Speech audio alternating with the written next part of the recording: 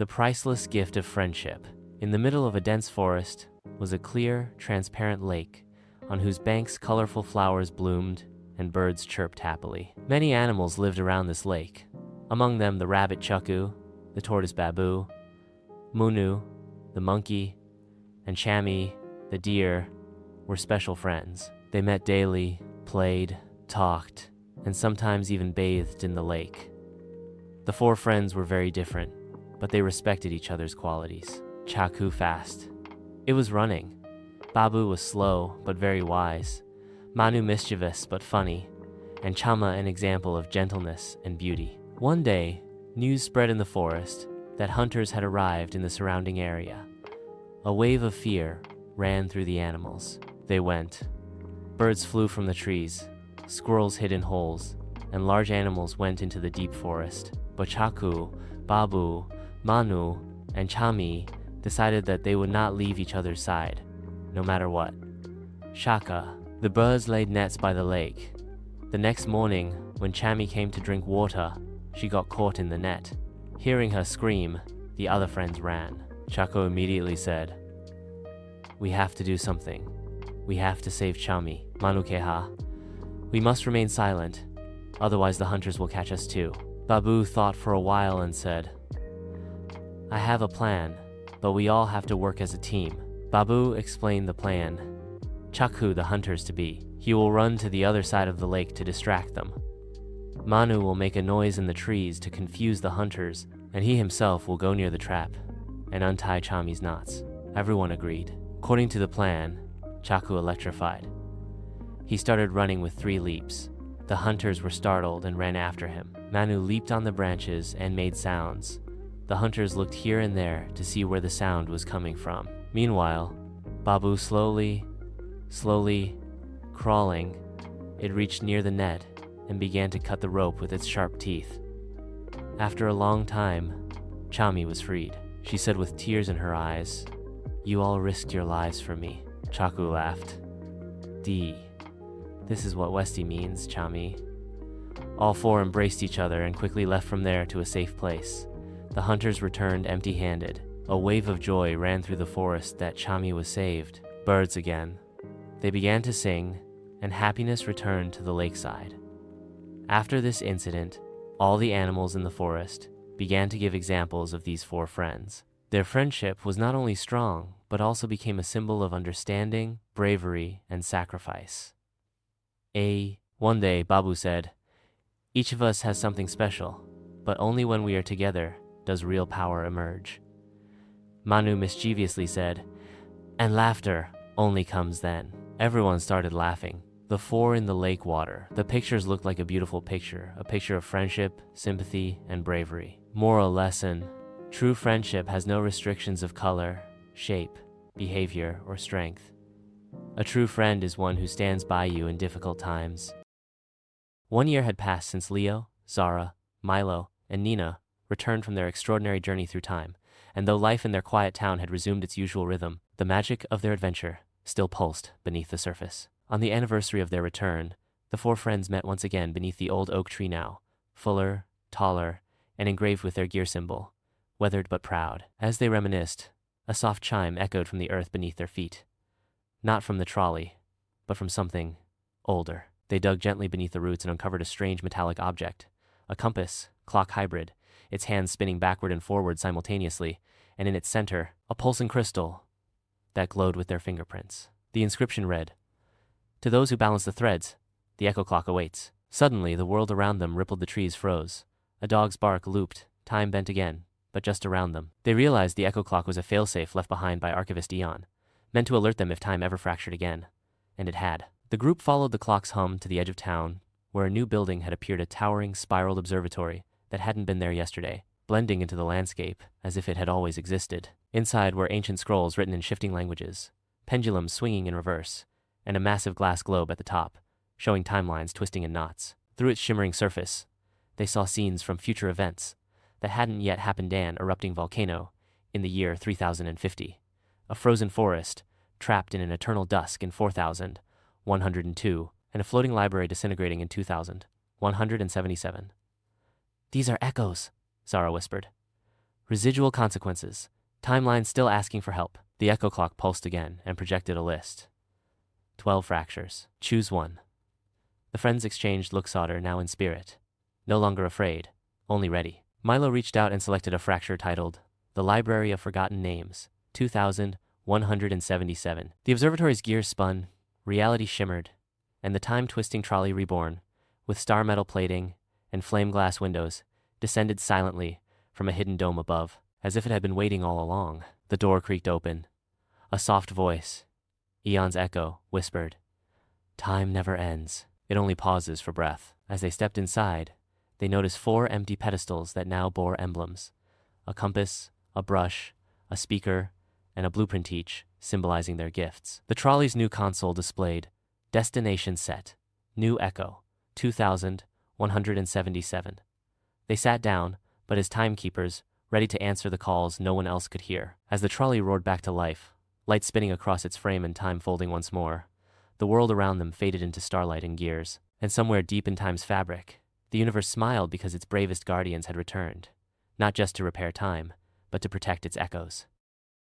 The time-twisting trolley shimmered like a comet as it soared through the last great echo, guided by the glowing core of the echo clock now integrated into its heart. The destination was unlike any the 4 friends had faced before. Not a place or time, but a convergence point, where all timelines briefly met. A celestial nexus called the Loom, a swirling cosmos of golden threads that stretched into infinity, each thread a life, a story, a world. As Leo, Zara, Milo, and Nina stepped out, they felt both weightless and grounded, like time and space had agreed to pause for them. In the center of the loom stood a towering figure, wrapped in robes woven from Starlight the Threadkeeper, the one who watched over the balance of all echoes. You've traveled through time, restored the broken, remembered the forgotten. The Threadkeeper spoke, her voice like wind through galaxies. But one final knot remains, a decision that could unravel or heal everything. She revealed a glowing rupture, the first tear. The very point where time first fractured when humanity chose ambition over harmony. This tear still echoed through all history, the cause of war, of greed, of loss. You may return home, the Threadkeeper said gently, or attempt to stitch the tear, but doing so could erase all echoes, including your own journey. Silence fell. The 4 looked at one another, eyes filled with everything they'd seen: deserts of storms, skies of laughter, libraries of forgotten names. We didn't come all this way to walk away from what matters, Leo said. Together, they held the echo clock, now glowing bright as the sun, and each placed their memory keys into its core, offering pieces of themselves. Nina's courage, Milo's voice, Zara's heart, and Leo's vision. The clock pulsed, threads rose like rivers of light, and time bent inward. As they approached the tear, the clock burst into a luminous storm, stitching golden strands across the rupture. Visions flew around them, babies laughing, artists painting, stars forming, cities healing. The trolley, waiting nearby, began to fade, its purpose complete. The tear sealed slowly, finally, like a wound long left open, and with it, a new timeline branch had a future, bathed in unity, understanding, and wonder. The 4 were lifted back to their hometown, gently placed at the oak tree where it had all begun, the sky above swirling with unfamiliar stars. The trolley was gone, but in their hands lay 4 shimmering thread bracelets, warm to the touch, gently humming a reminder that the adventure had been real. Though the world no longer remembered the journeys, the friends remembered for everyone. They grew, they taught, they inspired. They'd smile, knowing their story continued in every child who dreamed of stars, in every question about what if, in every heart that believed in wonder. For they were not just travelers of time, but keepers of its Suland. The final echo was not the end, but a beginning across sky forever. The time-twisting trolley glided silently through a sky of fractured stars and glowing data streams, descending into a city suspended in twilight Aravault, once the world's most advanced archive of history and memory. Now it stood cloaked in eerie silence, its towering spires of glass and steel cracked, its digital libraries flickering like fireflies struggling to stay alive. The trolley landed on a floating platform before a colossal building with holographic letters phasing in and out. The Library of Forgotten Names. Leo, Zara, Milo, and Nina stepped out cautiously, the air thick with static and time glitches. Inside, endless corridors of memory crystals stretched in every direction, glowing faintly, but pulsing with urgency. Names whispered through the halls, names of people, places, inventions, and events that had been erased from all timelines. Someone is deleting history, Zara murmured. A guide materialized, scribe Orin, an artificial intelligence once programmed to preserve all knowledge. Orin was flickering, corrupted, but still aware.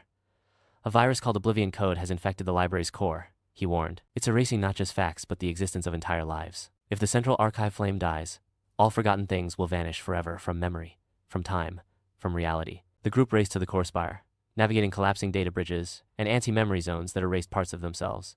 Leo forgetting his first birthday, Milo losing the sound of music, Zara blinking and momentarily forgetting who they were. Nina held them together, sketching images on her hand to help them remember. At the core, they found the archive flame dimming rapidly, flickering as a virus shaped like shifting shadows scrawled across its base, feeding on lost stories. We need to remind the flame why memory matters, Leo realized. The group began speaking aloud.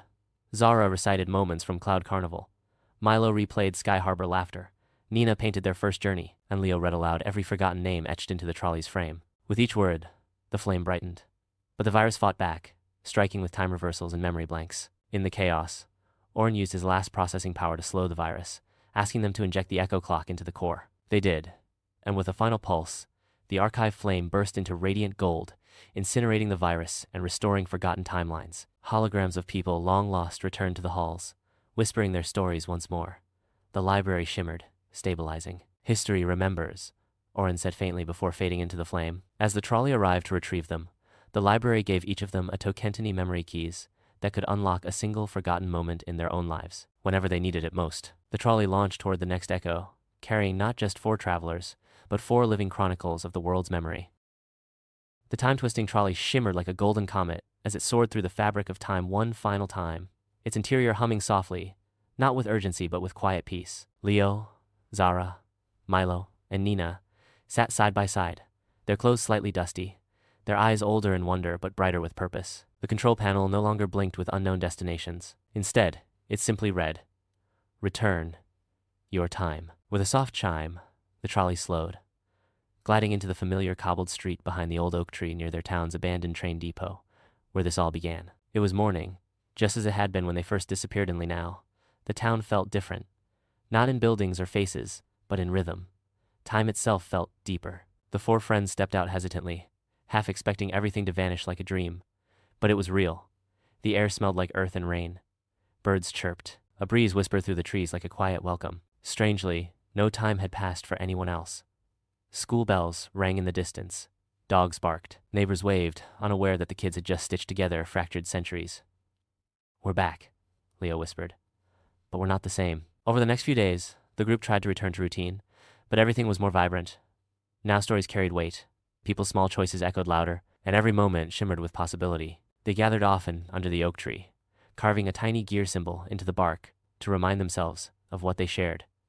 They brought subtle changes too. Nina began painting murals around the school with secret symbols from the Sky Harbor. Milo ran a podcast called Echoes of Tomorrow, telling bedtime stories laced with the truths they'd lived. Zara designed solar kits to help the town conserve power-tiny versions of Sandstorm Sanctuary's technology, and Leo began drawing blueprints for a new kind of vehicle, a time trolley for future dreamers. Then one evening, they found a small envelope under the oak tree, sealed with wax, and marked only by a golden spiral. Inside was a single note. "The threads are holding, but new ones will always form. Be ready. E." Along with it was a key, a small bronze one, shaped exactly like the original trolley's ignition switch. They knew then that the journey might never truly be over. Not for them, or for the world. As the sun dipped below the horizon, casting the sky in brilliant purples and golds, the friends sat in silence, watching clouds swirl in slow motion, knowing what few ever would. That time is not just clocks or history books, it's every decision, every laugh, every whisper of kindness. And somewhere, in some future still unwritten, the trolley waited, wheels resting gently on the edge of possibility, ready for the next story to begin. The time-twisting trolley shimmered like a golden comet as it soared through the fabric of time one final time, its interior humming softly, not with urgency but with quiet peace. Leo, Zara, Milo, and Nina sat side by side, their clothes slightly dusty, their eyes older in wonder but brighter with purpose. The control panel no longer blinked with unknown destinations. Instead, it simply read, "Return, your time." With a soft chime, the trolley slowed, gliding into the familiar cobbled street behind the old oak tree near their town's abandoned train depot, where this all began. It was morning, just as it had been when they first disappeared in Linao. The town felt different, not in buildings or faces, but in rhythm. Time itself felt deeper. The 4 friends stepped out hesitantly, half expecting everything to vanish like a dream. But it was real. The air smelled like earth and rain. Birds chirped. A breeze whispered through the trees like a quiet welcome. Strangely, no time had passed for anyone else. School bells rang in the distance. Dogs barked. Neighbors waved, unaware that the kids had just stitched together fractured centuries. "We're back," Leo whispered. "But we're not the same." Over the next few days, the group tried to return to routine, but everything was more vibrant. Now stories carried weight. People's small choices echoed louder, and every moment shimmered with possibility. They gathered often under the oak tree, carving a tiny gear symbol into the bark to remind themselves of what they shared. They brought subtle changes too. Nina began painting murals around the school with secret symbols from the Sky Harbor. Milo ran a podcast called Echoes of Tomorrow, telling bedtime stories laced with the truths they'd lived. Zara designed solar kits to help the town conserve power-tiny versions of Sandstorm Sanctuary's technology, and Leo began drawing blueprints for a new kind of vehicle, a time trolley for future dreamers. Then one evening, they found a small envelope under the oak tree, sealed with wax, and marked only by a golden spiral. Inside was a single note. "The threads are holding, but new ones will always form. Be ready. E." Along with it was a key, a small bronze one, shaped exactly like the original trolley's ignition switch. They knew then that the journey might never truly be over. Not for them, or for the world. As the sun dipped below the horizon, casting the sky in brilliant purples and golds, the friends sat in silence, watching clouds swirl in slow motion, knowing what few ever would. That time is not just clocks or history books, it's every decision, every laugh, every whisper of kindness. And somewhere, in some future still unwritten, the trolley waited, wheels resting gently on the edge of possibility, ready for the next story to begin.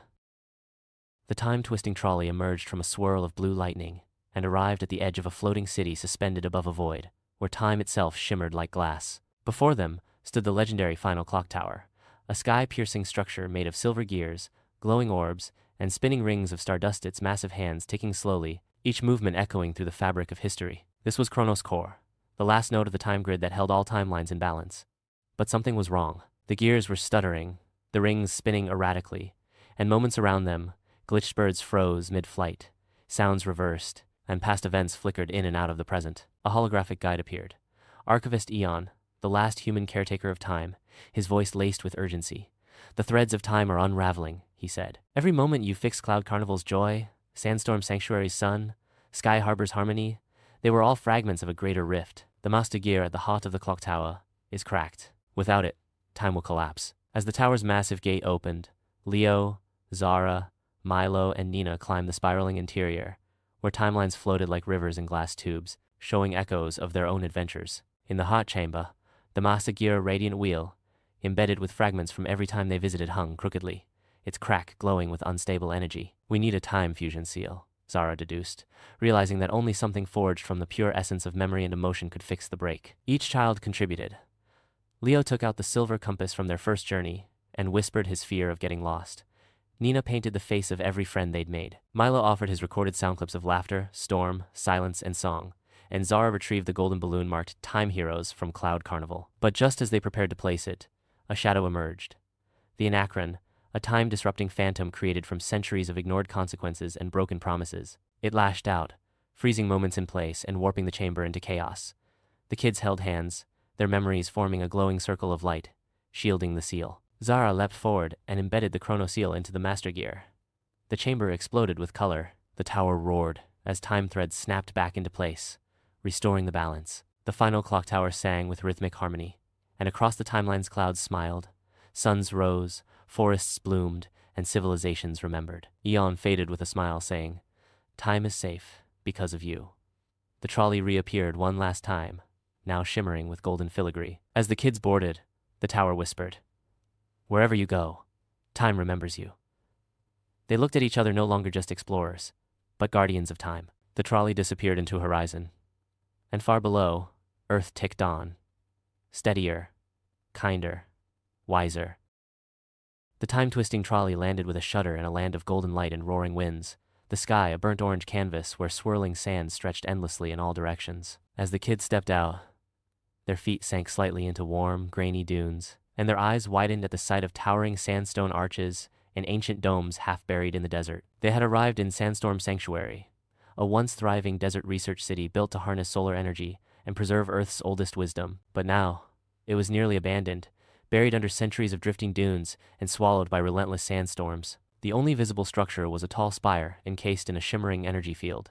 The Sun Needle, the city's ancient solar transmitter, once powerful enough to illuminate the entire region. The children were greeted by a lone teen guardian named Reva, a desert-born girl with sunburnt freckles, a sand cloak, and eyes like molten gold. She had been protecting the sanctuary ever since the storms had intensified, cutting it off from the world. The Sun Needle's heart crystal is missing, Reva explained, leading them through the half-sunken streets. Without it, the storm barrier is failing, and the last of our knowledge will be lost to the sands. Zara and Reva formed a quick bond, both fierce and full of purpose, and together they deciphered ancient solar glyphs carved into the city walls clues that pointed to the Crystal Cavern, a maze hidden beneath the ruins, accessible only during the still hour, when the sun sits directly above the desert. The team hurried to prepare, tracking sun angles and calculating the shadow line. At noon sharp, a shaft of light pierced through a stone ring and revealed the hidden entrance. Inside, the cavern shimmered with veins of gold and glassy crystals, reflecting their torchlights in a dazzling dance. But soon, the echo of their footsteps awakened an ancient guardian mechanical serpent named Soulspine, programmed centuries ago to protect the crystal from intruders. Leo and Milo worked together to lure the serpent into a mirrored tunnel, disorienting it with reflections, while Nina painted a decoy trail of glowing light. Zara and Reva reached the chamber's heart and retrieved the glowing solar core crystal, pulsing with warmth and power. Racing against time as the cavern trembled, they returned to the Sun Needle. With a deep breath, Reva placed the crystal into its socket. A wave of golden light erupted across the dunes, the storms calming instantly, the sky clearing to a perfect sapphire blue. Buried towers emerged from the sand, revealing murals, knowledge scrolls, and solar blueprints long thought lost. "You've brought the sun back to us," Reva whispered, tears catching in the light. The sanctuary lit up with joy, and the people began to return from underground shelters. As the trolley rang once more, displaying, "Next stop, the final clock tower, year 3000. The kids exchanged looks of awe and resolve. The moment the trolley doors whooshed open, Leo, Zara, Milo, and Nina stepped into a world that felt like a dream built from science fiction. Floating platforms soared between shimmering skyscrapers made of glass and light, and glowing wind turbines spun above their heads, drawing energy from the swirling clouds. Pedestrian bridges connected mid-air buildings, and people zipped past on winged hoverboards, dressed in sleek, solar-powered suits that shimmered like liquid sunlight. "Whoa," Nina gasped, trying to sketch the skyline as they walked. A massive holographic sign hovered above the plaza. "Welcome to the floating city, year 2099. But underneath the city's dazzling beauty, tension buzzed like static. At the center of the plaza, a crowd had gathered around a frantic woman in a navy blue flight jacket. "The wind panels are failing," she called out, pointing to a screen showing rapidly declining energy stats. "If we lose power, this entire sector will collapse." Panic rippled through the crowd. Leo immediately studied the schematics on a digital terminal, recognizing a flaw in the alignment of the city's floating stabilizers. "The turbines aren't compensating for upper atmosphere wind shifts," he said. "They're calibrated for last century's air currents." Zara took charge, organizing the engineers and assigning tasks, while Nina quickly drew up visual instructions to guide the crowd in rebalancing the tilt panels. Meanwhile, Milo, digging into the city's historical data, discovered a backup system designed decades ago but never activated. "It's buried beneath the wind garden," he exclaimed. The kids raced against time, directing grown-ups twice their age, who soon realized these children actually knew what they were doing. They rerouted energy from dormant turbines, adjusted the turbine fins based on Leo's calculations, and activated the forgotten backup core, just as the power grid hit critical levels. Lights across the city flickered, then surged back to full strength as the stabilizers kicked in. A great cheer erupted from the crowd as the floating district leveled out, no longer sinking toward the clouds below. The woman in the flight jacket, now smiling with relief, turned to the kids. "You just saved half the city. Who are you?" Zara simply smiled and said, "We're time visitors, sort of." Just then, the trolley behind them gave a gentle chime, and the screen above the door blinked to life once more. "Next stop, Deep Sea School, year 2147. The friends exchanged wide-eyed glances. "Underwater?" Milo said, gripping his book bag a little tighter. "I've always wanted to see a submarine library," Nina grinned. With one final look at the city of the future, the four friends stepped back into the trolley, hearts pounding with excitement, minds bursting with ideas, and the spark of something new glowing between them, not just adventure, but purpose. As the doors closed, and the trolley shimmered into another time jump, the floating city faded behind them.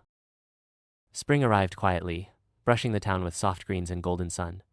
And though the snow had melted, and the mountain now sat distant and serene beyond the hills, the magic Eli and Lena had awakened never truly left. It lingered in the air, in the way people paused to watch the stars, in how children whispered wishes into dandelions and teachers, encouraged dreams, just a little more boldly, Even the grown-ups, though they might not say it aloud, seemed to walk with lighter steps, as though remembering something they hadn't realized they'd forgotten. Eli and Lena had returned to their daily routine of school, homework, weekend adventures, but everything carried new meaning. Their secret wasn't a burden but a gift, and they had come to understand that magic, real magic, wasn't about glowing stars or talking mountains. It was about choosing light over fear, wonder over doubt, and sharing that choice with others, quietly and consistently. On the first warm evening of the season, they gathered their friends beneath the now familiar star, hosting a simple night of stories in the park, where everyone was invited to bring a tale, real or imagined.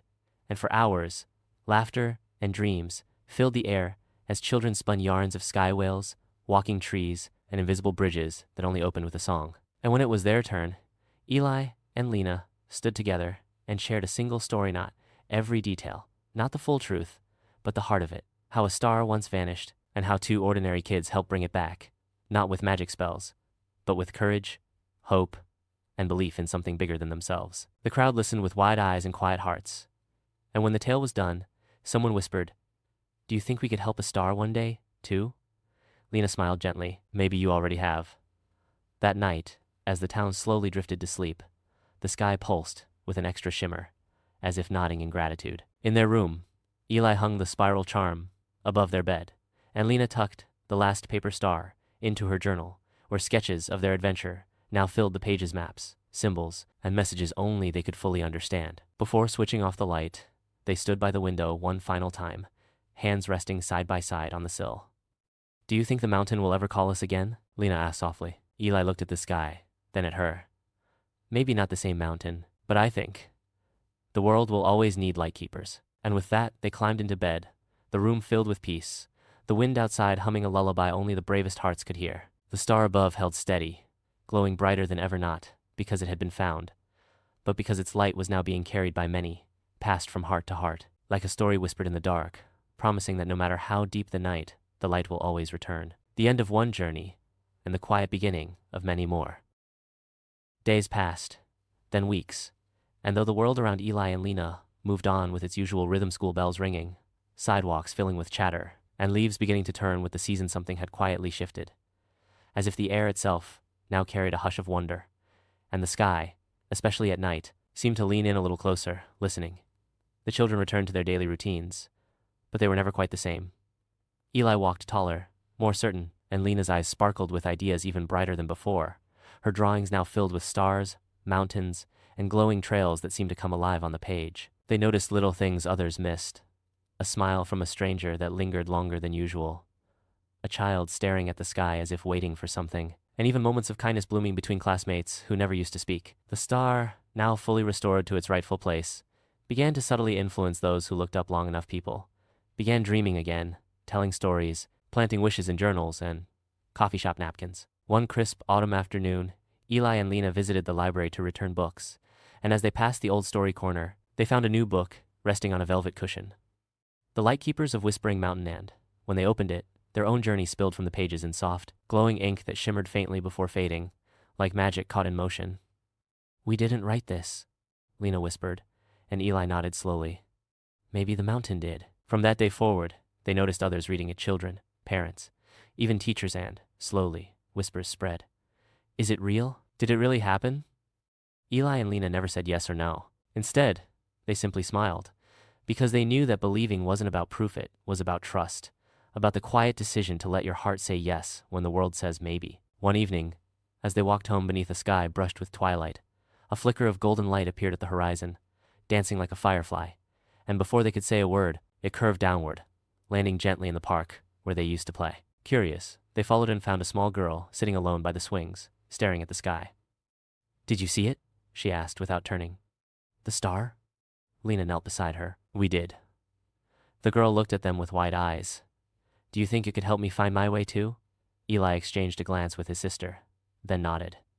"It already is." They sat together a while, quiet and smiling, and when the girl left, she walked with a bit more lightness in her step. That night, the star pulsed once more, brighter than ever, and as Eli and Lena drifted to sleep, they realized their journey hadn't ended at the mountain, it had only just begun, because the real magic was never just about finding the light, but about sharing it and believing it lives in everyone brave enough to look up. Barley's map tucked safely in Lena's backpack, and his cryptic words echoing in their minds. Eli and Lena continued along the winding path that led higher up Whispering Mountain, where the air grew crisper, and every step seemed to carry them deeper into a world that felt both ancient and alive. The trees, now thinner and taller, swayed in a breeze that seemed to sing low notes, like a lullaby wrapped in mystery. Around midday, they reached a rocky stretch where the trail split into 3 different paths, each marked with a wooden post, carved with symbols they didn't recognize as whorls, stars, and spirals, causing the siblings to pause in confusion, remembering Mr. Barley's warning that riddles would test more than just their legs. They scanned the map again and found a small note scribbled in the corner. When the wind hums and rocks glow, follow the spiral's shadow. Just then, a soft hum filled the air again, and a warm golden shimmer danced across the rocks near the path with the spiral symbol, as though the mountain itself had answered. Trusting the sign, they took the spiral path, which narrowed quickly into a narrow gorge, its walls etched with faded markings and echoing softly with their footsteps. As they walked, the humming grew stronger, and strange things began to happen. The shadows of the trees above danced in shapes that didn't quite match the branches, and once, when Lena tripped, the rock she touched glowed briefly beneath her hand. "The mountain's watching us," she whispered, eyes wide. Deeper into the gorge, they found a flat stone table carved into the hillside with an inscription that read, "Only hearts unshaken can pass where others fall. Speak truth or turn back." Beneath the words sat 3 small bowls filled with what looked like starlight in liquid form, and beside them, another riddle etched into the stone. One bowl is truth, one is doubt, one is fear. Drink the truth, and the path will appear. Eli and Lena looked at each other, unsure, the shimmering liquid pulsing faintly like it was alive. Lena closed her eyes and listened, really listened to the humming in the air and her own heartbeat. "The middle one," she said quietly, with the certainty that comes not from logic, but from belief. Eli nodded and took a sip, his chest tightening for a second. Then suddenly, a section of the gorge wall shimmered and faded like mist, revealing a hidden staircase winding up through glowing stone. "You did it," Eli breathed, smiling. "We did it," Lena corrected with a grin. As they climbed, the wind picked up, no longer whispering, but humming, clearly now, a strong, steady tone that filled them with energy and hope. They didn't know what lay ahead, but they knew this. The mountain was testing them. Yes, but it was also guiding them, and as long as they trusted each other and the light inside their hearts, they would not be lost. The moon hung high like a silver lantern in the sky as Alara, guided by Malin and shadowed by the ever-watchful fox, approached the entrance to the Thornmazia labyrinth, not built of stone, but of living, breathing vines thick with ancient magic. The air shimmered with quiet tension, and the trees bowed slightly, as if honoring her courage or mourning what she might lose. Towering brambles twisted into archways, their thorns pulsing with soft blue light, guarding the path like silent sentinels. "The maze feeds on fear and mirrors the heart," Malin said gently, her voice like ripples on a still lake. "What you carry inside, it will reveal. You must walk it alone." Alara looked to the fox, who nodded solemnly. Then to Malin, whose moonlit cloak rustled softly in the breeze. Stepping forward, Alara placed a hand on the vine-covered gate, which opened with a low groan, vines slithering aside to grant her passage. The moment she crossed the threshold, silence swallowed her. No wind, no bird song, only the thudding of her own heart. The path shifted beneath her feet, winding without warning, the brambles whispering half-formed thoughts in her ear, doubts she didn't know she still carried. At first, the maze seemed simple, offering clear turns and soft moss underfoot. But then the visions began. She rounded a corner and saw her village, abandoned and crumbling, her mother calling her name from behind a broken fence. Alara ran toward the sound, but when she touched the vision, it shattered into 1,000 butterflies that fluttered into the thorns. "Illusions," she whispered, placing a hand over her chest to still the panic rising within. The path narrowed, and the thorns began to crowd her, whispering louder now. "You're just a girl. You will fail like your father. The forest will wither because of you." Her knees shook, but she pressed forward, recalling the sylph's gift, the guardian's trust, and Malin's calm eyes. She reached into her satchel, pulling out the glowing petal, which now pulsed stronger in her palm, and as she held it high, the thorns recoiled, hissing like mist in sunlight. "I may be just a girl," she said aloud, her voice trembling but true. "But I walk with courage, and I will not let fear decide who I become." The vines writhed and parted, revealing the heart of the Mazia, quiet glade bathed in moonlight, where a pond mirrored the stars, and at its center stood a pedestal of woven roots. On it bloomed a small silver flower, its petals curled as if asleep. Alara stepped forward, and the wind, silent until now, returned with a gentle sigh. As she touched the flower, Warmth spread through her fingers, and the bloom opened, revealing a tiny droplet of golden light. Behind her, Malin and the fox appeared silently, their eyes filled with pride. "You have passed," Malin said softly. "The maze has seen your heart, and found it worthy." Alara knew then this was not the end of her journey, but the beginning of her becoming. In the quiet village of Lyria, nestled between the velvet hills and the evermoss forest, 12-year-old Alara sat on the edge of a wildflower field, her eyes tracing the shapes of clouds while the summer wind played with her curls. The villagers often called her dreamy, but Alara knew there was magic in dreams. Just as there was magic in the woods that bordered their homes, woods everyone else feared to enter. The forest had grown dim in recent years, the trees wilting, rivers thinning, and birds vanishing into silence. Ever since the legendary crystal bloom had vanished from the Heartgrove glade, Alara had read every tale about the bloom, a luminous flower said to hold the life force of the forest. And when she closed her eyes, she could still hear the way the wind whispered through the branches, telling her it was not lost, only hidden. That morning, as dawn spilled gold over the rooftops, Alara had awoken with a flutter in her chest, a feeling unlike any other, as if the world had breathed a secret into her soul. She slipped on her forest cloak, tucked her leather-bound charm book into her satchel, and tiptoed past her still sleeping mother, whose heart had never healed since Alara's father, a once great explorer, vanished in the forest many years ago. Determined, Alara followed the wind beyond the fences of Lyria, past the stone marker where stories ended and warnings began. The trees grew taller and darker as she walked, the scent of moss and mystery filling the air. Just as fear tiptoed into her courage, a low rustle echoed from a nearby bush, and out stepped a fox, not just any fox, but one with fur like amber flame and eyes of glistening gold. It bowed its head gently and spoke in a soft, clear voice. "Alara, child of the whispering winds, the forest has chosen you." She gasped, but did not run. Somehow, she had always believed something like this would happen. "You can hear it, can't you?" the fox asked, curling its tail around its feet. "The trees call you by name." Alara nodded slowly, unsure whether to be afraid or excited. "Then your journey begins now," the fox said, turning toward the deeper woods. "The crystal bloom sleeps in a forgotten realm beyond the veil root path. If the forest is to breathe again, you must awaken it." Heart pounding, Alara took a deep breath of cool, pine-scented air and stepped into the shadowy path behind the fox. For the first time in her life, the wind did not whisper, it sang. A new chapter had begun, not just in Alara's story, but in the story of a forest that waited for its light to return.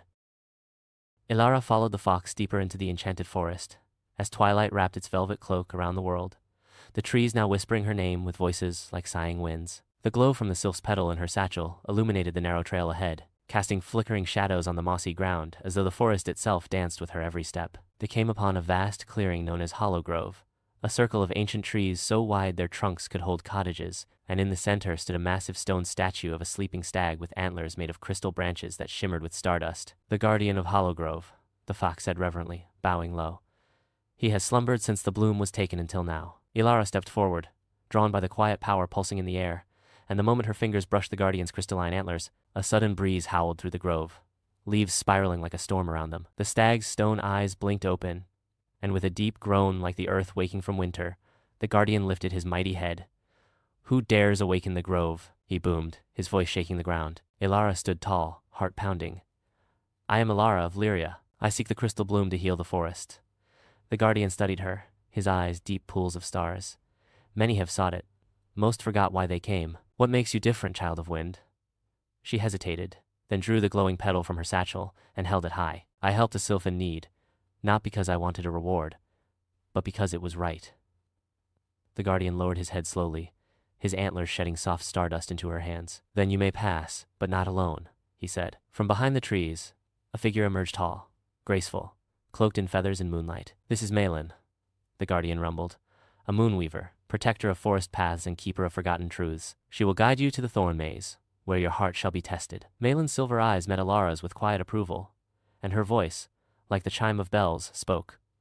"Only the pure-hearted can find the maze's center, where truth sleeps and shadows lie." As stars bloomed above them like celestial flowers, the forest shifted once more, trees parting to form a path that shimmered with soft blue light. With Malin at her side and the fox trailing close, Alara stepped onto the trail, the weight of the quest settling heavier on her shoulders. She glanced back once at the guardian, who now watched with eyes full of ancient sadness and hope. "Be brave, Alara," he called. "The forest remembers, and so must you." As they journeyed into the unknown once more, Alara felt her soul stretch wide, as if it were being pulled towards something long lost and deeply hers. The thorn maze awaited, but she was ready, her courage now rooted like the trees, unshaken by wind and lit by the quiet fire of purpose. The forest deepened with every step Alara took, the trees growing closer together as if they were listening, watching, waiting, their bark etched with age-old scars and glowing symbols she didn't recognize. The amber fox trotted ahead gracefully, its golden eyes scanning the path that twisted like a serpent through the gloom, where the light of the sun dared not shine. "This is the veil root path," the fox murmured without turning. "Only those chosen may see the way through, and even fewer return unchanged." Alara clutched her satchel tighter, heart thumping with both wonder and worry. Her chambuk throbbed gently against her side, as if it too sensed the weight of this moment. Strange plants blinked open as she passed, their petals shaped like tiny eyes, and the wind rustled the leaves in soft murmurs of an ancient language. Suddenly, the trees parted slightly, revealing a wooden bridge arched over a silver stream, but the water shimmered unnaturally, flowing backward, whispering with the voices of forgotten things. The fox paused at the edge. "This stream remembers everything," it said. "It can show you pieces of your past, or what you've forgotten." Alara leaned forward hesitantly, and in the gleaming surface, she saw a Visiona, younger version of herself, laughing with her father in a meadow, his strong hands crafting a crown of daisies for her hair. Then the image changed. He was standing in the forest, lantern held high, looking back one last time before vanishing into the shadows. Alara stepped back with a soft gasp, the vision fading like mist. "He came searching for the bloom, too," she whispered. The fox nodded solemnly. "And perhaps he still searches." With renewed determination, she crossed the bridge, the water humming beneath her boots like a heartbeat from another world. On the other side, the forest shifted, as if it recognized her choice. Trees with silver leaves and sapphire bark stretched overhead. Glowing fungi lit the path, and the air smelled of forgotten lullabies. Suddenly, a sharp cry echoed through the woodshy, frantic and pained. Alara rushed toward the sound, finding a small winged creature tangled in thornsa baby sylph, its gossamer wings torn and glowing dimly. Without thinking, she knelt and whispered gently, "I won't hurt you." Using a charm from her buka, soft blue crystal, wrapped in thread, she touched the thorns, which retracted as if soothed by her kindness. The sylph fluttered free, circling her once before, dropping a glowing petal into her palm. "A gift," the fox said softly. "The sylphs trust you now." The petal pulsed with warm light, and Alara tucked it safely into her satchel, not yet knowing its true power. As twilight seeped into the woods and the stars began to peek through the branches, Alara felt a strange stillness settle over her heart. Not fear, not exactly joy, but the quiet knowledge that she was no longer just a girl from a quiet village. She was a part of magical beyond imagining. In a beautiful lush green forest, many animals lived in peace and tranquility. Among them were King Lion, Raju the elephant, Miku the monkey, Munnu the rabbit, Neku the tortoise, and Shazia the fox. Although they lived in the same forest, but they rarely had true friendship. Every animal only thought of its own benefit. One day, the Lion King announced, "A great disaster is coming to the forest. The river is drying up, and if we don't make arrangements in time, all the animals will die of thirst." Hearing this, all the animals were worried. Everyone went to find water only for themselves. The monkey Miko climbed trees, searching for a hidden spring. The rabbit Munnu started digging the ground.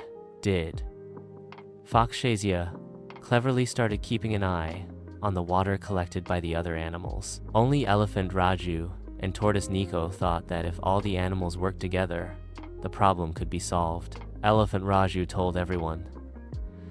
They gathered together and said, "If we all work together to dig a new pond, rainwater can be collected, and it will benefit us all." The monkey Miko said, "I am busy with my own search.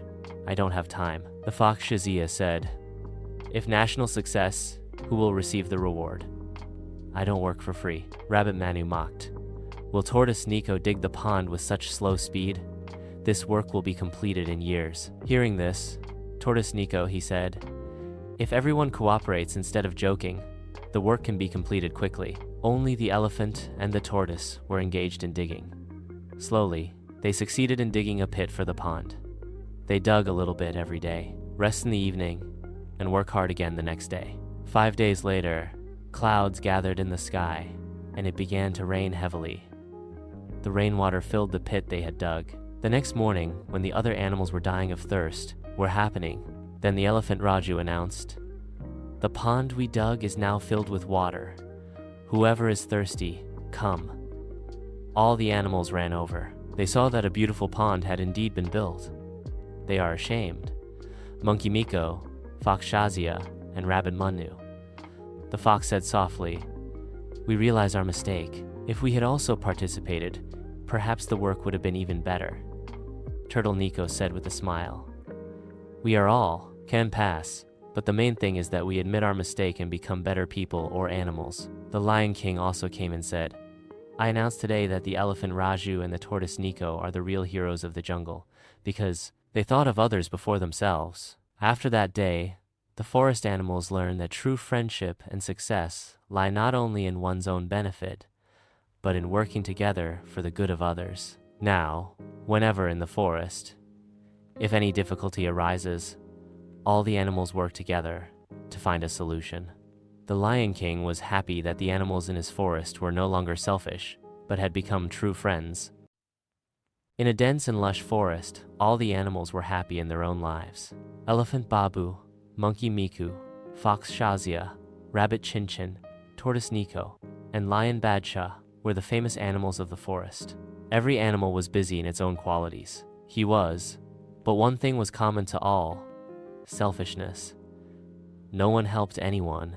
Hathi Babu was the oldest and wisest. He often thought that if all the animals took care of each other, then the jungle, more prosperous may be. But no one listened to them. One day, a drought came to the forest. It didn't rain for many days. The river dried up, the ponds emptied, and the animals began to suffer from thirst. Rabbit Chenchin. One day, he fainted from the intensity of thirst. The monkey Miko was looking for water for himself, but ignored Chenchin and went ahead.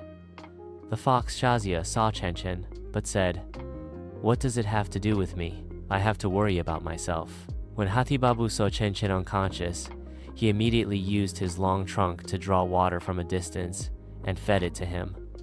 After a while, Chenchin regained consciousness. Chenchin said in a weak voice, "Babuji, if you hadn't. If it had been, perhaps I wouldn't have survived." Elephant Babu said gently, "Son, we all need to help each other. Trouble comes to everyone, but the one who supports others is the real hero." After that, Elephant Babu gathered all the animals of the jungle and said, "If we continue to be selfish like this jungle will be finished. We must work together to find water." At first, no one listened, but when several more animals became ill, then everyone realized that Elephant Babu was right. Everyone made a plan together. Monkey Miko climbed tall trees to search for watermarks far and wide. Fox Shazia hid under stones and sand, searched for springs. Tortoise Nico showed the old paths where water used to be. Lion King organized the other animals with his influence. After 3 days of hard work, a spring of water in the bottom of a dry lake. It came out. All the animals jumped for joy. Now they all began to dig a well under the guidance of Elephant Babu so that water could be stored. Everyone worked together. When the well was ready, the Lion King appointed Elephant Babu as the wise. "I have been instructed to translate the provided text into English. Here is the translation." The leader of the herd was declared. The lion said, "Babuji showed us the way of truth, wisdom, and compassion. From today, we will all live with each other, share in each other's joys and sorrows, and run this jungle like a family." After that day, the atmosphere of the forest changed. Now whenever someone was sick, the other animals would come to help. When an animal was in trouble, everyone would support each other. Elephant Babu said with a smile, "If the heart is pure, the intention is true, and the passion service is, then every difficulty becomes easy." In a dense and beautiful forest lived many animals: lions, elephants, monkeys, rabbits, turtles, deer, foxes, and many birds. All the animals were busy in their lives, but there was no unity among them. Every animal itself is understands better than. One day, the lion announced that there would be a competition in the jungle, and whoever wins will be called the new king of the jungle. All the animals were surprised, because the lion was the king himself. The lion explained, "I am old. I am already old, and now I need a new, capable, wise, and compassionate king." Excitement arose among all the animals. Everyone wanted to become the king. The tiger said, "There will be 3 trials. Whoever succeeds in all three, whoever obtains the fruit, that person will become the king. First trial, bravery. In the first trial, all the animals had to go into a deep cave where it was dark and the sounds were terrifying. The rabbit, the turtle, and the deer retreated in fear. And Aramiku, fox Shazia, and elephant Raju entered the cave. Inside the cave were bushes, thorns, and narrow paths. The elephant could not go inside because of its size. The fox showed cleverness, but got lost in the dark. The monkey patiently sought a way and successfully came out of the cave. The second trial, wisdom. In the second trial, the lion gave a difficult riddle. What is it that increases by sharing and decreases by hiding? All the animals fell into thought. The fox said, treasure. The rabbit said, food. But the monkey Miko smiled and replied, love and knowledge. The lion happily said, correct answer. Knowledge and love are things that share are increasing. Third test, compassion. In the final test, the lion said to all the animals, in the corner of this forest, there is an injured bird. Whoever helps it correctly will succeed. The fox, Shazia, said, I will eat it. Give it to him, so he doesn't hurt. The deer said, I am afraid of seeing blood. The turtle was very slow, he couldn't arrive on time. The monkey Miko arrived there, picked up the bird with gentle hands, cleaned its feathers with the help of a leaf paw, knee played, and put it in a safe place in the tree hole. The lion was watching everything from afar. He was very impressed. He gathered all the animals and said, today I learned that the real king is the one who is brave, wise, be wise and kind, and these three qualities are present in Monkey Miko. Therefore, from today, Monkey Miko is the new king of the jungle. All the animals clapped and congratulated Miko. As soon as Miko sat on the throne, announced, in my government, every animal will be equal. We will all help each other and make the forest a peaceful place. A wave of joy swept through the forest. The birds chirped, the elephant happily waved its trunk, and the animals began to live in peace. There was a beautiful forest in which many animals lived. Every animal was busy in their own life, but all kept a little distance from each other. Among them lived a cunning fox, Shazia. Shazia wanted to deceive others. She liked to deceive. She often lied to small animals to take their food or scare them away. One day, Shazia made a new plan. Early in the morning, she saw the elephant Raju, the monkey Miko, the deer Nina, and the rabbit Ka. Went to Nichin and said, I have found out about a treasure that is across the mountain. If we all go together, we can share the treasure equally among us. All the animals were happy because they knew that Shazia was cunning. They considered it necessary, but did not know that it could deceive. The journey began. All the animals excitedly set off towards the mountain. The path was difficult, but everyone helped each other and moved forward. The elephant, hares removed obstacles. The monkey showed the way down from the mountains. The deer helped to cross the river, and the rabbit found some roots to eat on the way. When everyone arrived at the treasure location, Shazia said, now you all hear Ruku. I'll go ahead and see if there's any danger to the treasure. Everyone agreed, but in reality, Shazia's plan was something else. She wanted to seize the treasure alone. Shazia crept forward, but as soon as she approached the treasure and was caught in a trap hidden underground. She began to shout, help, help, is anyone there? The animals standing far away heard the sound. At first, they thought it might be a trick, but Rabbit Chenchin said, let's go see. Maybe Shazia is really in trouble. All the animals ran over and saw that Shazia was trapped in a net. Elephant Raju pulled the net with his trunk. Monkey Miko untied the rope. And in a short while, Shazia, azad ho gayi. Shazia said in shame, I deceived you all. I wanted to monopolize the treasure. But now I understand that the real treasure is friendship and helping each other. Dear Nina smiled and said, we all make mistakes, but it is necessary to learn. Rabbit Chinchin said, if you stay with us with true intentions, then we can all become a good group. At the same time, everyone opened the treasure together. Inside, there was no gold or silver. But there were many books antiques, and a plaque on which was written, "The real treasure is what connects hearts, love, friendship, and honesty." All the animals laughed and happily embraced each other. Shazia's eyes. There were tears in their eyes, but these tears were of joy and a sense of remorse. Now the forest was much better than before. All the animals respected each other, lived together, and never deceived anyone. Shazia now became a true friend to everyone. Checked. One day, all the animals in the forest gathered in one place. Elephant, monkey, deer, fox, cheetah, rabbit, and turtle were all present. While talking, the rabbit said proudly, "I am the fastest running animal in the forest. No one can. He can't beat me." The tortoise, who was sitting quietly, smiled and said, "In a race, it's not just speed that matters, but also patience, perseverance, and diligence." The rabbit laughed and said, "Mr. Tortoise, you crawl with me. Don't even think about running." The tortoise said, "Why don't we race again?" But this time the competition is not just about speed, but also about intelligence, endurance, and honesty. All the animals in the forest were happy and decided that the next day, the race will be held as soon as the sun rises in the morning. There will be some obstacles, mountains, rivers, and dense bushes along the way. The next morning, all the animals gathered at the race field. The rabbit was happy and confident. The tortoise was calm, but serious. The race began. The rabbit started running at lightning speed. He went ahead, and the tortoise slowly kept walking behind.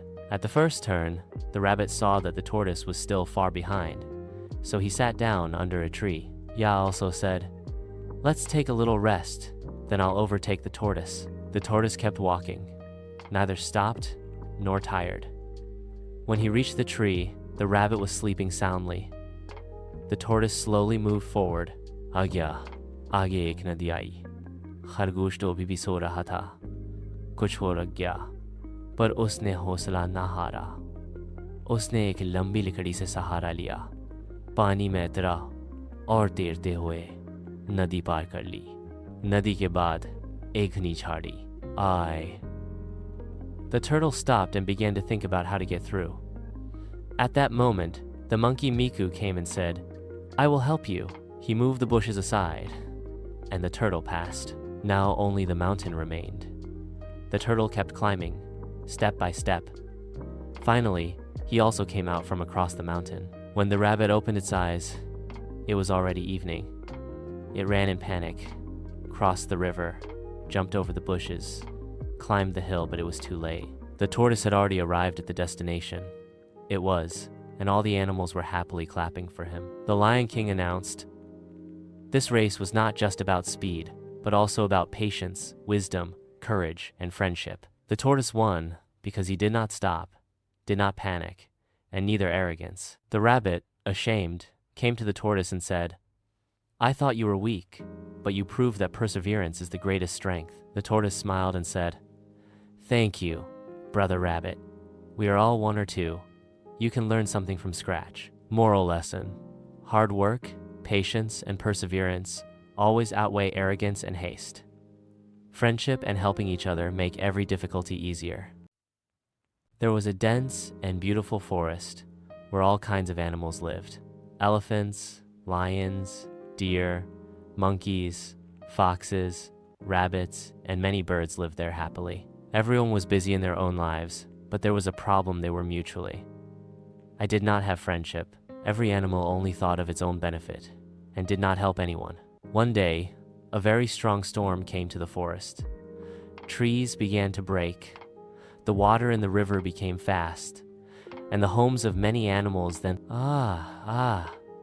Everyone was very worried, but no one was willing to help anyone.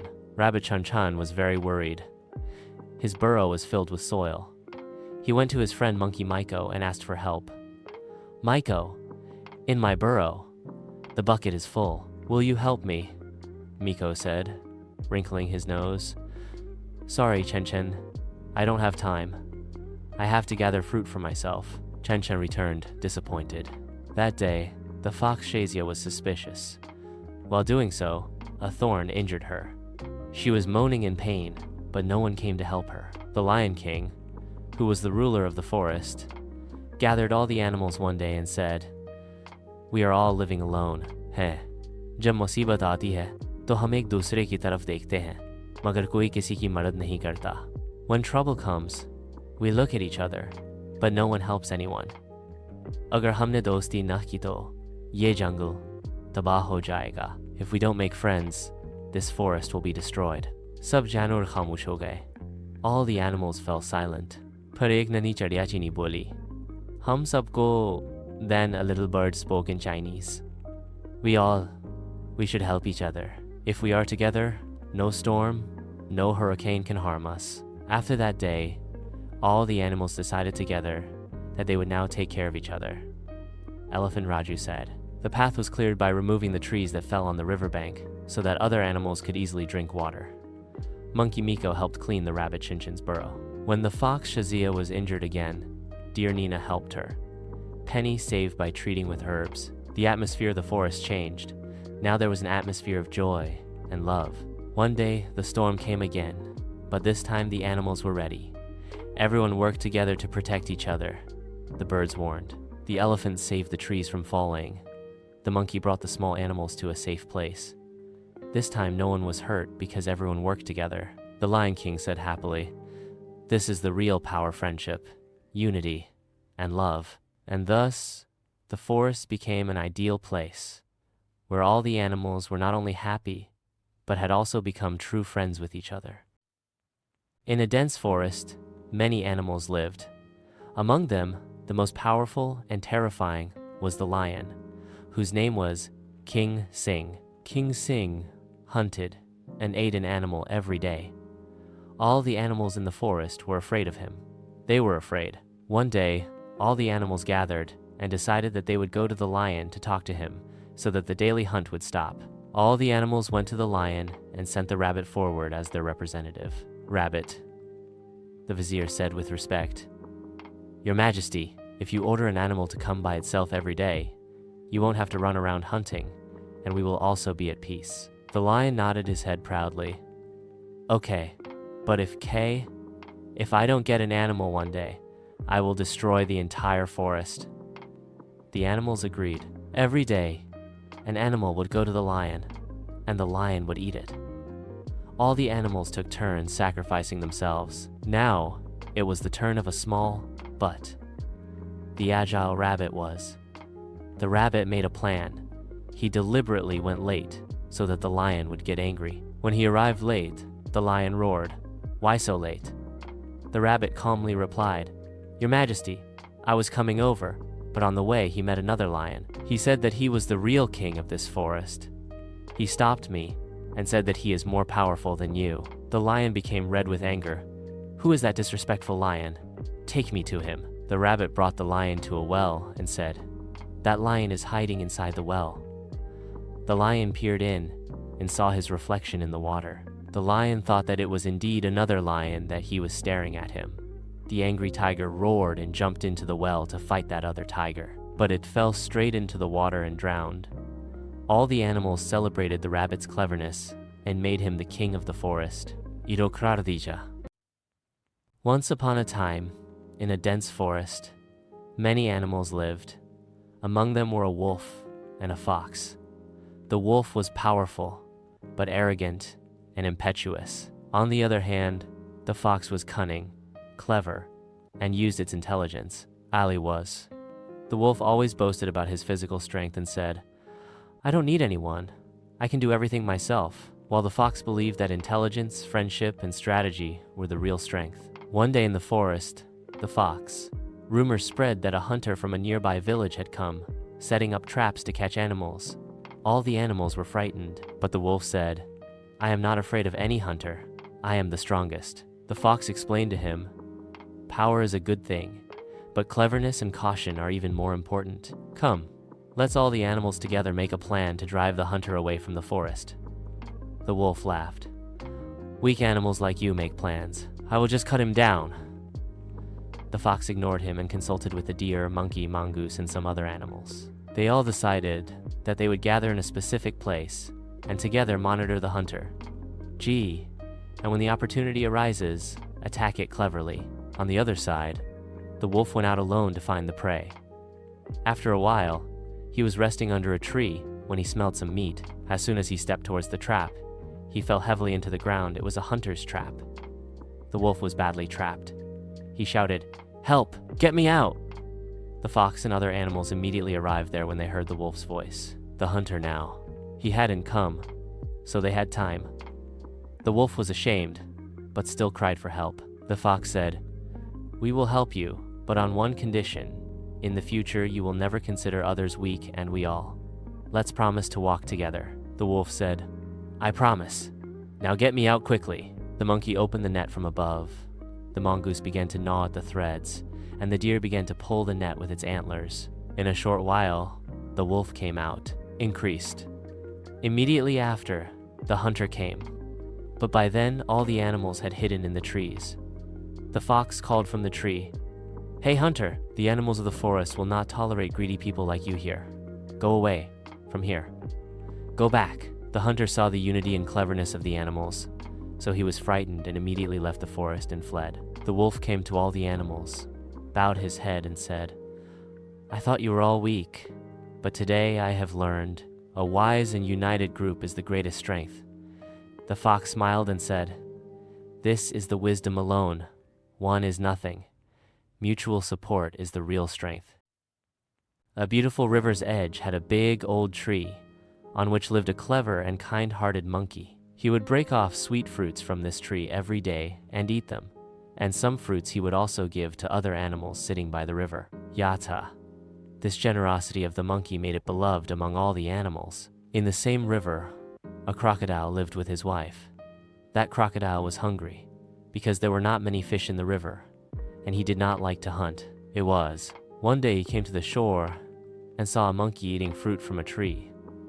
The crocodile said to the monkey, "Hey, brother monkey, can you give me some fruit too?" The monkey happily said, "Why not? Here, these are my favorites. There are fruits. You will also have a lot of fun." The crocodile ate the fruit and had a lot of fun. He began to come to the monkey every day, and the monkey gave him fruit happily every day. Gradually, the two became friends. One day the crocodile took the fruit home and gave it to his wife to eat. His wife also liked the fruit very much, but at the same time, greed arose in her heart. She said, "If the taste of these fruits is so good, then how delicious will that monkey's heart be? I want the monkey's heart." The crocodile was surprised. "What are you saying? The monkey is my friend," the wife insisted and said, "If you don't bring the monkey's heart, I will be angry with you." Poor crocodile was forced to. He went to the monkey the next day and said, "My friend, you give me such delicious fruits every day. Today it's my turn. Come with me across the river. I'll take you to my house. There are more delicious fruits there that you've never had. You must have eaten." The monkey was happy and said, "Really, I must go." The crocodile put the monkey on its back and began to take it to the depths of the river. When they reached the middle of the river, the crocodile said, "My friend, I am sorry. My wife said that your heart will be very delicious, so I am going to kill you." The monkey was startled, but he was very clever. He immediately said, "Hey, brother, why didn't you say it earlier?" "Ah, my heart is still on the tree. We monkeys keep our hearts in the tree. If you want, go back. I'll bring the heart." The crocodile was fooled. He took the monkey back to the shore and left him near the tree. The monkey immediately climbed up the tree and laughed loudly. "Oh, you foolish crocodile. Who keeps the heart in the tree? If you had kept the friendship, I would have given you fruits for life. Now you tell your wife that this is the result of greed." Crocodile. He was ashamed and went back with his head bowed. After that day, the monkey never gave him fruit again. A long time ago, in a dense and lush forest, there lived a large elephant. He was very powerful and tall. All the animals in the forest knew of his strength and were afraid of him, but he was actually very kind-hearted. He was gentle and kind. In the same forest, there also lived a small bird. She was living a peaceful life in her small nest with her husband and 3 eggs. The bird was delicate, but also intelligent and brave. One day, too, the hunters came to the forest. In their hands were nets, and their intentions were dangerous. They came to catch and sell animals. They hid behind a large tree and began to observe the animals. Suddenly, their eyes fell on the elephant. They were happy. He said, "If we catch this elephant, we will get a lot of money." They immediately spread a strong net on the ground and put leaves on it, so that the elephant could not see it. On the other hand, the elephant was drinking water from the river. He was coming back. As soon as he reached the net, his foot got caught in the net. He began to shout loudly and tried to get out, but the net was very strong. A bird was sitting on a nearby tree, watching everything. She immediately decided that she would help the elephant. She spread her wings and flew with her husband to the other animals: monkeys, deer, mongooses, and rabbits. The bird said, "Friends, our powerful friend is in trouble. We should help it." All the animals were surprised at first, because they were thinking, how can we help such a big elephant? But the bird explained to them that if we work together to try, anything is possible. Hey? All the animals ran to the elephant. The monkey jumped down from the trees and began to monitor the hunters. The mongoose began to gnaw at the knots of the trap. The rabbit began to dig in the ground to loosen the trap. The bird and his husband repeatedly comforted the elephant. After several hours of effort, the net loosened to some extent. Now the elephant exerted all its strength, and finally the net burst. The elephant was freed. He shouted with joy and his own raised its trunk to thank everyone. At that moment, the hunters returned. They saw that the elephant was free, and several animals were approaching them together. The monkey threw fruits and branches at them from the tree. The mongoose reached their feet, and the bird repeatedly flew in front of their eyes so that they would be disturbed. The hunters panicked and ran away from the forest. The forest animals, together, with their friendship and unity, not only saved the elephant, but also protected the forest from hunters. The elephant especially praised the bird for its bravery and wisdom. He said, "Today I have learned that size and strength are not everything. Sometimes those with small hearts do the biggest things." After that day, the elephant and the sparrow not only became friends, but every animal in the forest learned the lesson that if everyone works together, no difficulty is too great. There was a dense forest where all kinds of animals lived. The king of this forest was a lion. He was very powerful, brave, and arrogant. The entire forest trembled at his roar. All the animals in the forest were afraid of him and tried to. He said to stay away from his path. One day, the tiger went out in search of prey. After wandering for a long time, he still found no prey. He was tired and lay down under a tree. Suddenly, he heard someone groaning. The tiger and I paid attention to the sound and saw an injured dog. The dog was weak and scared. One of its paws was badly injured, and it was writhing in pain. The lion initially thought that this was good prey and would eat it, but then after a few moments of pause, he pondered. The dog was already injured. It was not a brave thing to eat it. Sympathy arose in the lion's heart. He went near the dog and asked gently, "What happened to you?" The dog trembled. "Bula. Sir, I went to the river to drink water. Suddenly, a crocodile attacked me. I barely escaped, but it injured my foot. Now I can't walk, nor can I eat." The lion to the dog. Fear came. He said to the dog, "Don't worry, I will help you." Saying this, the lion gently picked up the dog in his mouth and took him to his cave. There he cleaned the dog's wounds, put herbs on them. I planted the grass and brought meat to feed it. A few days passed. The dog slowly began to get better. The tiger served it very well. The dog thought that this tiger was not what people said. It was very sympathetic and kind. The dog thought, "I am sincerely grateful to the dog." When the dog was fully recovered, he said to the lion, "You saved my life. Now I will be your loyal friend." The lion smiled and said, "There is no need for thanks in friendship, just the truth of the heart. There should be love and intention." Time passed. The lion and the dog became very good friends. The other animals in the forest were surprised that a powerful lion and a weak dog could be friends. Some animals also made fun of them, but the lion and the dog did not pay attention to these things. There was trust, love, and sincerity between them. One day, the lion fell ill. He became weak, so much so that it was no longer possible to go hunting. The other animals in the forest turned away from him. He was caught. But the dog fulfilled his friendship. He brought food for the lion every day, took care of him, and encouraged him. Tears often came to the lion's eyes. He thought that the dog I had saved out of mere sympathy, he today became my biggest strength. In just a few days, the lion's health began to recover, and he once again took over the kingship of the forest. Now he rules with more gentleness and justice than before. From that day on, the forest's all animals learned this lesson, that in friendship, strength or weakness is not seen, but rather intention, truth, and loyalty are seen.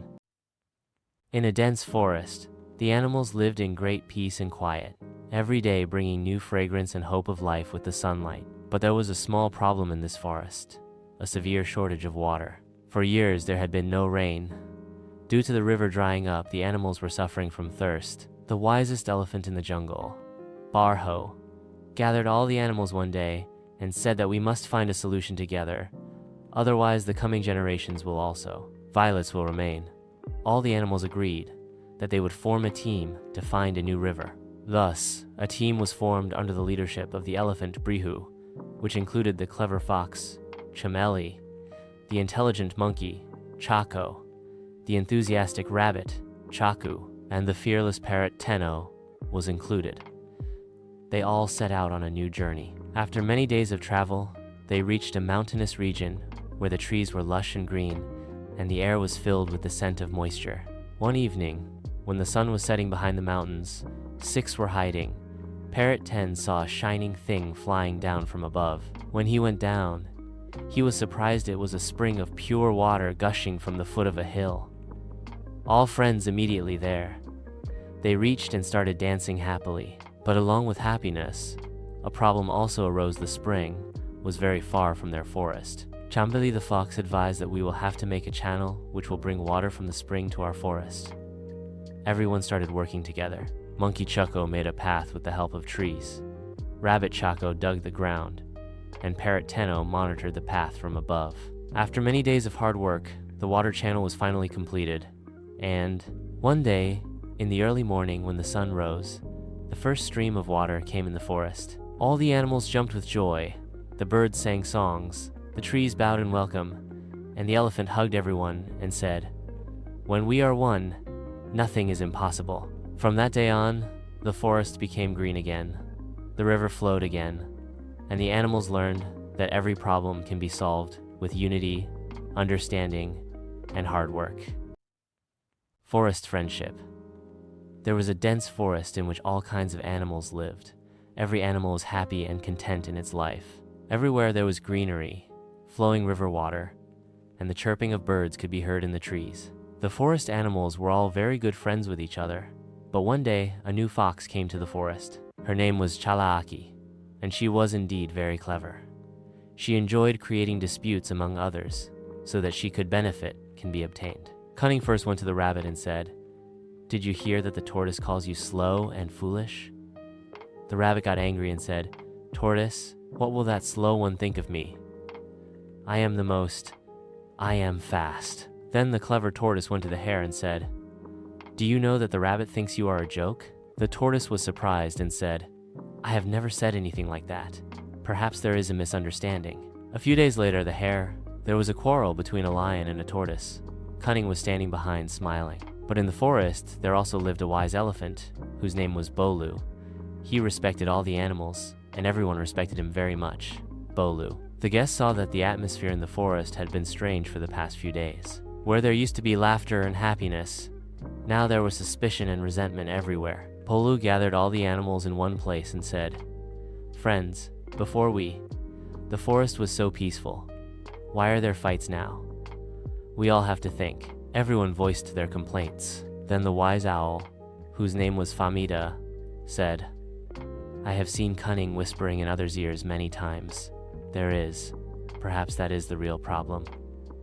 Everyone was shocked. The rabbit and the tortoise also looked at each other in surprise. "Did you really say bad things about me?" the rabbit asked the tortoise. "No, never. I think you are hardworking and quick," said the tortoise. Then everyone's eyes went to Cleverness. She was embarrassed and said, "I was alone.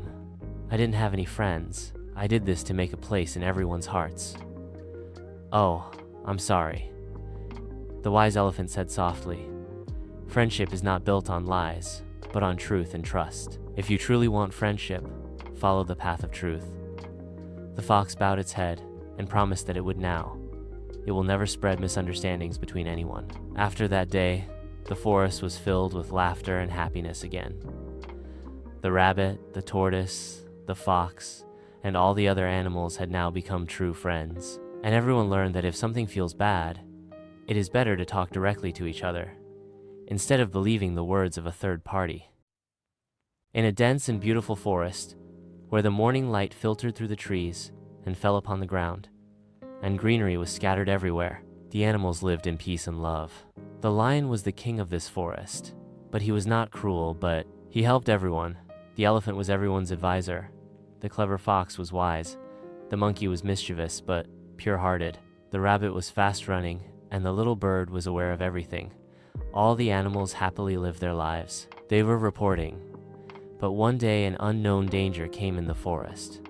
The birds saw from the sky and told that some humans, in the form of hunters, have entered the forest. They had guns, nets, and big vehicles. All know. They were frightened. The lion gathered everyone and said, "We should not fight. We should drive them away with our cleverness. This is our home." Then the elephant Baba said that all the animals will make a plan by combining their strength and intelligence. The fox took charge and said that we will not attack them, but will harass them so much that they will run away themselves. So all the animals together made a great plan. The monkey climbed the trees and cut. The rabbit dug holes under their vehicles. The bird watched them and informed the other animals wherever they went. The fox mixed salt and peppers in their food. The lion roared loudly in the forest. They kill many, causing the hunters to think that many lions are attacking. The elephant shook the trees, shaking the ground. The hunters became increasingly frightened day by day. Their food was spoiled, their ropes and nets useless. They had become frightened, and strange sounds came from all sides. Finally, on the 5th day, they fled the forest in fear. The animals celebrated, all gathered by the riverbank to express their joy. The monkey danced, the bird sang. Thus, the fox told everyone that wisdom and unity are the greatest strengths. The lion praised everyone's bravery. The elephant father said, "If we all live together, no one can harm us." Since then, a new law in the jungle. It was said that if any calamity comes, all the animals will face it together. The message of this story is that no matter how big the danger is, if we work with wisdom, courage, and friendship, we can overcome every difficulty. They are dogs, and this is the lesson that the animals of the forest teach their children, so that they always stay together. Do not fear anyone, and always help each other, because the real power is in unity.